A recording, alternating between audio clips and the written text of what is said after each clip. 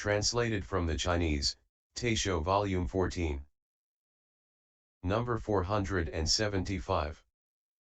By John R. McRae, 1947–2011. Chapter 4. Bodhisattvas. At this point the Buddha addressed Maitreya Bodhisattva, "You go inquire about Vimalakirti's illness." Maitreya addressed the Buddha, "World-honored 1. I dare not accept your instruction to go inquire about his illness. Why? I remember once in the past when I was explaining the practice of the stage of irreversibility for the heavenly king of the Tasita heaven and his subordinates. At the time Vimalakirti came and said to me, 'Maitreya, the world-honored one has bestowed on your noble person the prediction that you will achieve anuttara samayaksa bodhi in a single lifetime. What lifetime will you use to experience this prediction, past, future, or present? If a past life, then the past life is already extinguished. If a future life, then the future life has not arrived. If the present life, then the present life is known abiding. It is as the Buddha has explained, O Bhiksus, you are in this immediate present born, aged, and extinguished. If you experience this prediction with birthlessness, then the birthless is the primary status of Hinayanist enlightenment. Yet within that primary status there is no receiving the prediction, and also no attainment of anuttara samayaksa bodhi. How, Maitreya, did you receive the prediction of Buddhahood in a single lifetime? Did you receive the prediction from the generation of suchness? Or did you receive the prediction from the extinction of suchness? If you received the prediction by the generation of suchness, then understand that suchness is without generation. If you received the prediction by the extinction of suchness, then understand that suchness is without extinction. All sentient beings are entirely such-like, and all dharmas are also entirely such-like. The assembly of sages and wise ones are also such-like. Even you, Maitreya, are such-like. If you received the prediction of future Buddhahood, all sentient beings should also receive it. Why? Suchness is non-dual and non-differentiated. If Maitreya attains anuttara samayaksa bodhi, then all sentient beings should also all attain it. Why? All sentient beings are the characteristic of bodhi. If Maitreya attains extinction, then all sentient beings should also all attain extinction. Why? The Buddhas understand that all sentient beings are ultimately extinguished, which is the characteristic of nirvana, and cannot again be extinguished. Therefore, Maitreya, do not inspire the gods with this teaching. Truly, there is no one who generates the intention to achieve anuttara samayaksa bodhi, and there is no one who retrogresses. Maitreya, you should have these gods forsake this discriminative view of bodhi. Why? Bodhi cannot be attained with the body, and it cannot be attained with the mind. Extinction is bodhi, because of the extinction of the characteristics.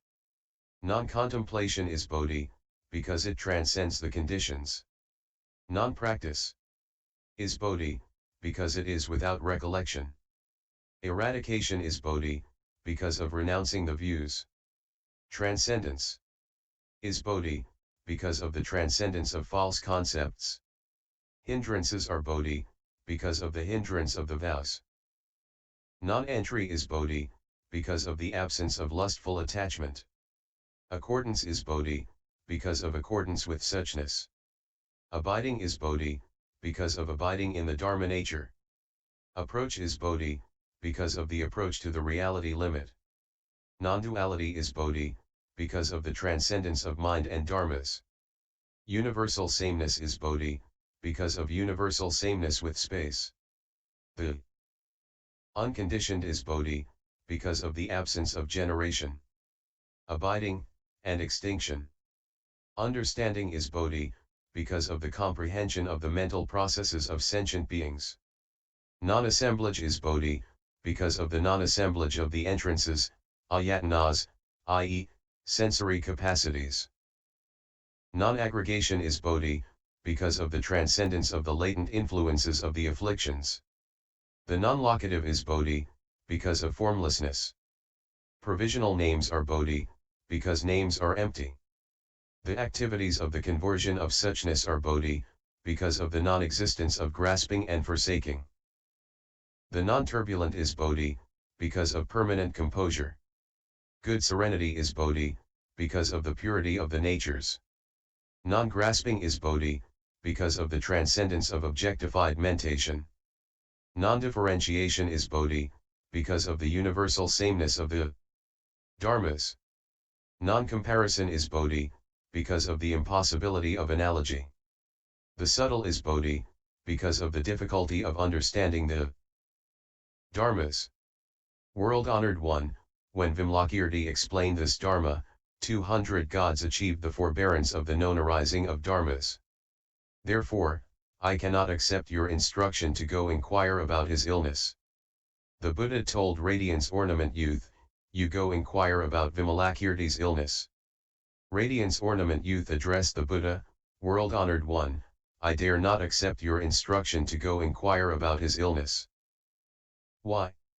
I remember once in the past, when I was coming out of the great city of Vaisali just as Vimalakīrti was entering the city. I immediately bowed and asked, retired scholar, from where are you coming? He answered me, I have come from the place of enlightenment. I asked, where is the place of enlightenment? He answered, sincerity is the place of enlightenment, because of the absence of falsity.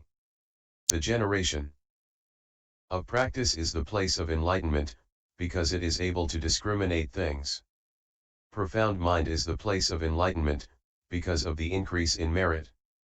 The mind of bodhi, bodhicitta, is the place of enlightenment, because of the absence of error. Charity is the place of enlightenment, because of not seeking after retribution, i.e., reward. Morality is the place of enlightenment, because of the fulfillment of vows. Forbearance is the place of enlightenment, because of the absence of any mental hindrance regarding sentient beings. Exertion is the place of enlightenment, because of not retrogressing. Meditation is the place of enlightenment, because of the pliable disciplining of the mind. Wisdom is the place of enlightenment, because of the manifest perception of the dharmas. Sympathy is the place of enlightenment, because of the universal sameness of sentient beings. Compassion is the place of enlightenment, because of the forbearance of suffering. Joy is the place of enlightenment, because of taking pleasure in the Dharma. Equanimity is the place of enlightenment, because of the eradication of repugnance and affection. The numinous penetrations are the place of enlightenment, because of the achievement of the 6 penetrations, i.e., supernatural abilities. Emancipation is the place of enlightenment, because of the ability to forsake. Skillful means are the place of enlightenment, because of the salvation of sentient beings. The 4 means of attraction are the place of enlightenment, because of the attraction, i.e., conversion, of sentient beings. Erudition is the place of enlightenment, because of practice according to one's knowledge. Mental control is the place of enlightenment, because of the correct contemplation of the dharmas. The 37 factors of enlightenment are the place of enlightenment, because of forsaking the conditioned dharmas. The truth is the place of enlightenment, because of not misleading the world. Conditioned generation is the place of enlightenment, because ignorance, and so forth through old age and death, are all unexhausted. The afflictions are bodhi, because of understanding according to actuality. Sentient beings are the place of enlightenment, because of understanding no self. All dharmas are the place of enlightenment, because of understanding the emptiness of the dharmas. Subjugation of the maras is the place of enlightenment, because of not being swayed. The triple world is the place of enlightenment, because of the absence of destinations. The lion's roar is the place of enlightenment, because of the absence of fear. The 10 powers, 4 fearlessnesses, and 18 exclusive attributes are the place of enlightenment, because of the absence of transgressions. The 3 illuminations are the place of enlightenment, because of the absence of remaining hindrances. To understand all the dharmas in a single moment of thought is the place of enlightenment, because of the accomplishment of omniscience. Thus, my good man, should the Bodhisattva teach sentient beings according to the perfections. In all that is done, down to every lifting or placing of one's foot, you should understand that all these come from the place of enlightenment and abide in the Buddha Dharma. When Vimalakīrti explained the Dharma, 500 gods and humans all generated the intention to achieve anuttara samyaksa. Bodhi. Therefore, I cannot accept your instruction to go inquire about his illness. The Buddha told maintains the world Bodhisattva, you go inquire about Vimalakīrti's illness. Maintains the world addressed the Buddha, world honored one, I dare not accept your instruction to go inquire about his illness. Why? I remember once in the past when I was residing in a meditation chamber, Mara the evil one, attended by 12,000 goddesses and in a manner like Indra with his drum, music, and song, proceeded to where I was. He and his subordinates bowed their heads to my feet, held their palms together reverentially, and stood to one side. Thinking it was Indra, I said to him, "Welcome, Kausika. Although you enjoy blessings, you should not be self-indulgent. You should contemplate the impermanence of the 5 desires and seek for the foundation of goodness, cultivating the perduring dharmas with regard to your body, life, and wealth." He then said to me, "O good sir, please receive these 12,000 goddesses to clean and wash for you." I said, "Kausika, as a Sramana and son of Urakya, I have no need for improper things such as this. This would not be appropriate for me." Before I had even finished saying this, Vimalakīrti came and said to me, "This is not Indra. This is Mara, who has come only to ridicule you." He then said to Mara, "You can give these women to me. If it were I would accept them." Mara then thought in shock, Vimalakīrti should not be troubling me. He wanted to become invisible and leave, but he could not disappear. Even using all his numinous power, he was not able to leave. He then heard a voice from space, saying, "Evil one, if you give him the women you will be able to go." Because of his fear, and with eyes casting nervously about, Mara gave Vimalakīrti the women. Then Vimalakīrti said to the women, "Mara has given you to me. You should now all generate the intention to achieve anuttara samyaksa bodhi." He then explained the Dharma to them in various ways and caused them to generate the intention for enlightenment. He then said, "Now that you have generated the intention for enlightenment, you may amuse yourselves in the joy of the Dharma, never again taking pleasure in the 5 desires." The goddesses asked, "What is the joy of the Dharma?" He answered, "Joy is to always trust the Buddha. Joy is to desire to hear the Dharma. Joy is to make offerings to the assembly. Joy is to transcend the 5 desires. Joy is to contemplate the 5 skandhas as vengeful bandits. Joy is to contemplate the 4 elements as poisonous snakes. Joy is to contemplate the interior sensory capacities as being like empty aggregations. Joy is to maintain one's intention for enlightenment in all situations. Joy is to benefit sentient beings. Joy is to revere teachers. Joy is the extensive practice of charity. Joy is the firm maintenance of the precepts. Joy is forbearance and pliability. Joy is the vigorous accumulation of good roots. Joy is the lack of disturbance in meditation. Joy is to transcend the defilements in wisdom. Joy is to disseminate bodhicitta. Joy is the subjugation of the host of Maras. Joy is the eradication of the afflictions. Joy is purification of the countries of the Buddhas. Joy is the accomplishment of the 32 primary characteristics and 80 subsidiary marks, based on the cultivation of the merits. Joy is ornamentation of the place of enlightenment. Joy is to hear the profound Dharma without fear. Joy is the 3 emancipations and not to take the pleasure of ultimate enlightenment at an inappropriate time. Joy is to associate with fellow trainees. Joy is for one's mind to be without hindrance in the midst of those who are not one's fellow trainees. Joy is to defend against evil friends. Joy is to associate closely with good friends. Joy is to be happy and pure in mind. Joy is to cultivate the immeasurable factors of enlightenment. These are the Bodhisattvas' joy in the Dharma. At this Mara the evil one announced to the women, I want to return with you to the heavenly palace. The women said, you already gave us to this retired scholar. We are extremely joyful in the joy of the Dharma, and will never again take pleasure in the 5 desires. Mara said, if the retired scholar is able to forsake these women, and everything that exists is given to him, then he is a bodhisattva. Vimalakīrti said, I have already forsaken them.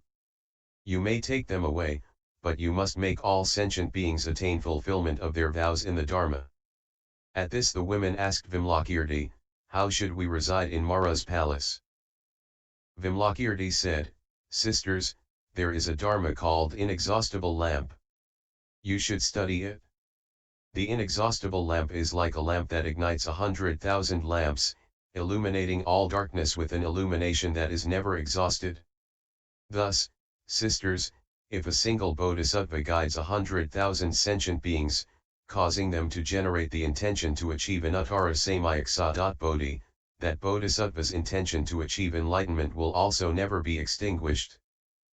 With each teaching of the Dharma all the good dharmas are naturally increased. This is what is called the inexhaustible lamp.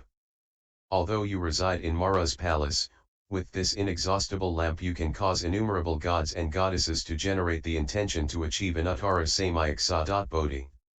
Thereby you will repay the Buddha's kindness and also greatly benefit all sentient beings. At that time the goddesses bowed their heads to Vimalakīrti's feet in worship and suddenly disappeared to return to Mara's palace. World-honored one, Vimalakīrti's autonomy, numinous power, wisdom, and eloquence are like this. Therefore, I cannot accept your instruction to go inquire about his illness. The Buddha told the elder's son Good Virtue, you go inquire about Vimalakīrti's illness. Good Virtue addressed the Buddha, world-honored 1. I dare not accept your instruction to go inquire about his illness. Why? I remember once in the past when I was holding a great charity assembly in my father's house. We made offerings to all the Sramanas, Brahmans, those of the heterodox paths, the poor, low class, orphans, and beggars. It lasted fully 7 days. At the time Vimalakīrti came into the assembly and said to me, Elder's son, you should not hold a great charity assembly like this. You should have an assembly of the charity of the Dharma. What use is a charity assembly of material wealth? I said, retired scholar, what is an assembly of the charity of Dharma? He answered, an assembly of the charity of the Dharma is to make offerings to all sentient beings simultaneously, without before and after. This is called an assembly of the charity of the Dharma. If you ask how I say this, I say that one uses bodhi to generate sympathy. One generates great compassion in order to save sentient beings. One generates joy by maintaining the correct Dharma. One practices equanimity by mastering wisdom. One generates dhanaparamita, the perfection of charity, by mastering desire. One generates silaparamita, the perfection of morality, by attracting those who transgress the precepts. One generates ksantiparamita, the perfection of forbearance, by the Dharma of no self. One generates viryaparamita, the perfection of exertion, by transcending the characteristics of body and mind. One generates dhyanaparamita, the perfection of meditation, with the characteristic of bodhi. One generates prajnaparamita, the perfection of wisdom, with omniscience. One teaches sentient beings and generates emptiness. Without forsaking the conditioned dharmas, one generates that which is without characteristics. One manifests the experience of rebirth and generates the uncreated. One defends the correct dharma and generates the power of skillful means. One generates the 4 means of attraction by saving sentient beings. One generates the elimination of conceit by reverencing all. One generates the 3 perduring dharmas with regard to body, life, and wealth. One generates contemplation of the dharmas within the 6 mindfulnesses. One generates sincerity with regard to the 6 types of considerate esteem. One generates pure livelihood with correct practice of the good dharmas. One becomes close to the wise and sagely with purification of the mind in joy. One generates a disciplined mind by not having aversion for bad people. One generates the profound mind with the dharma of leaving home. One generates erudition by practicing according to the explanation. One generates the locus of empty repose with the dharma of non-contention. In approaching Buddha wisdom, one generates sitting in repose. In releasing the bonds of sentient beings, one generates the stages of cultivation. By becoming replete in the 32 primary characteristics and 80 subsidiary marks, and by purifying a Buddha land, one generates meritorious karma.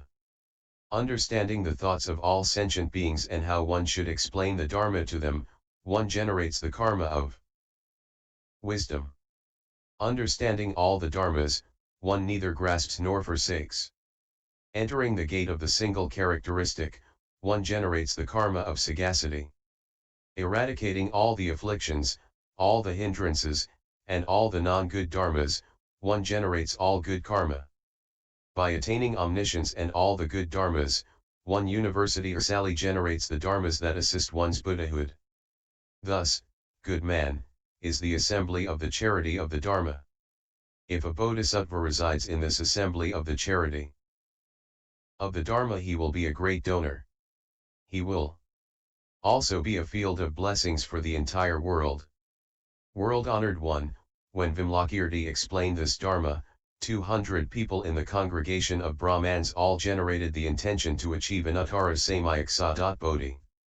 At the time my own mind attained a purity which I exclaimed to be unprecedented, and I bowed my head to Vimalakīrti's feet in worship.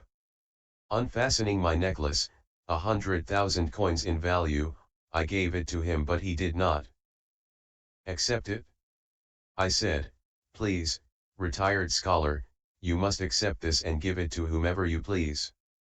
Vimalakīrti then accepted the necklace and divided it into 2 parts. Taking one part, he gave it to the lowliest beggars in the assembly. Taking the other part, he offered it to the Tathagata difficult to overcome. The entire assembly saw the radiant illumination country and difficult to overcome Tathagata. They also saw the necklace on that Buddha change into a 4-pillar jewel-laden platform, with mutually non-interfering ornamentation on the 4 sides.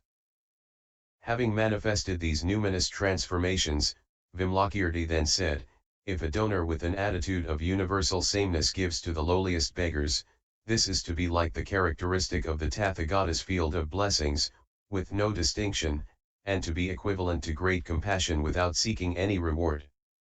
This is called to be replete in the charity of the Dharma." The lowliest beggars in the city witnessed this numinous power and heard his explanation, and they all generated the intention to achieve anuttara samayaksa. Bodhi. Therefore, I cannot accept your instruction to go inquire about his illness. In similar fashion all of the Bodhisattvas explained their original encounters and related what Vimalakīrti had said, and each said he was unable to accept the Buddha's instruction to go inquire about his illness. End of Fascicle 1, and Vis X 004.